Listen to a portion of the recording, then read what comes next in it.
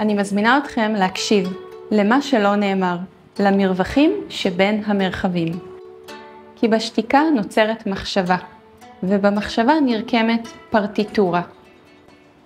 וזמן הנשימה הוא הזמן שבו אנחנו ניתנים באנרגיה, ממש כמו המה שלנו.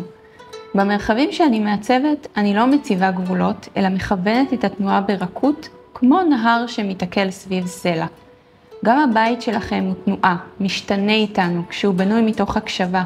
הוא לא רק מחסה, אלא שותף, מרחב שתומך בגוף ומרגיע את הנפש. החלל הזה מתוכנן מתוך ההקשבה הזו.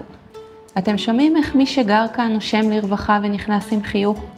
הבית הזה מרווח, שקט, חי, יש בו מקומות לעצור, האור עובר בשכבות.